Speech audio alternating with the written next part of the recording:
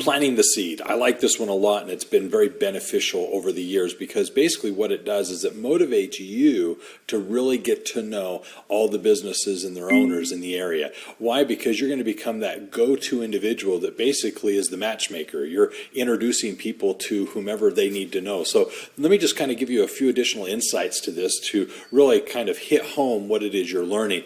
And the first thing is just like Alan mentioned, it's not necessarily that you're going to be getting business clients from this effort, but you are definitely planting a seed, and it can come to benefit you in the coming months, maybe 6, 12, 18 months down the line, which in reality isn't that long off, but nonetheless, it's not that you're approaching these people for your services today. And essentially what you're looking at is these people are just starting out. They don't have cash flow, so they're just trying to get their business off the ground.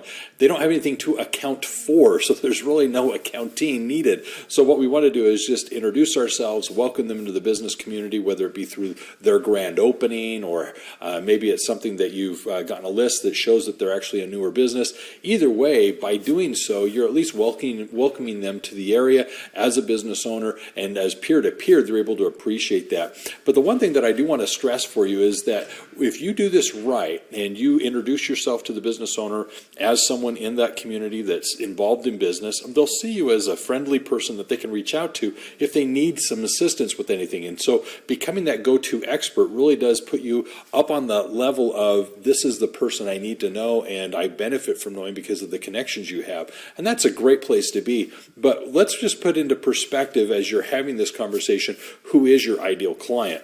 Generally speaking, and you've heard this before, you're looking at businesses that are between 1 to 3 years in business. It's not to say you're not going to get a client that's less than a year in business, nor is it to suggest that you won't get clients that are longer in business than the 3 years. It's just kind of the ideal sweet spot of where it is that they first recognize that maybe it's the time to outsource and get your services. And so that's who you're perhaps going to be targeting most, is those 1 to 3 years. Where these new businesses aren't there yet, you're just now planting the seed and getting them introduced to what it is you can do to help them in the coming months or year, particularly, let's say, with tax filings, let's say. The second thing is your ideal client is typically someone that has fewer than 20 employees. When they have fewer than 20 employees, it's generally, as a rule of thumb, to suggest that they don't have enough work going on to justify hiring on staff an accountant, such as someone part-time or full-time, to take care of the bookkeeping. So they're outsourcing this, and so they're ideal clients that you can actually offer your services to. And the third happens to be those that have less than $1 million in revenue. They're typically small enough with few enough transactions that, again, they're outsourcing it rather than hiring someone in-house to take care of it.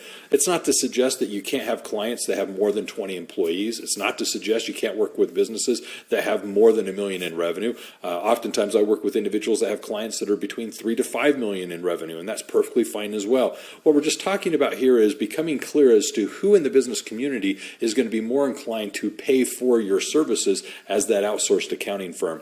Now, the one thing I do want to stress here is with the previous things we discussed, obviously you can be referred to any type of business, you can specialize in any type of industry, but when it comes to planting the seed, you just want to kind of keep an eye out for whom it is you're going to target and meet with. Great places for this. You can get in your local area lists of people getting new business licenses, but the one thing I would encourage is such things as the chambers. The chambers are great at identifying and finding these new businesses, doing opens like ribbon cutting ceremonies or grand opening type events. Attend those, participate in those, get to know those people, and that's where you're going to plant the seed.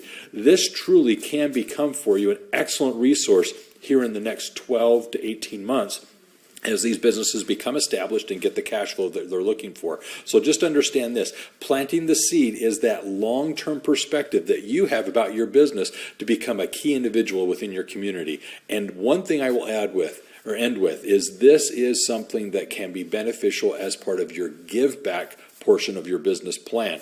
Giving back to the community, giving back to the other business owners, and being that influential part of the business community. So just keep this in mind. If it's about business, it is universal. Take care, everybody.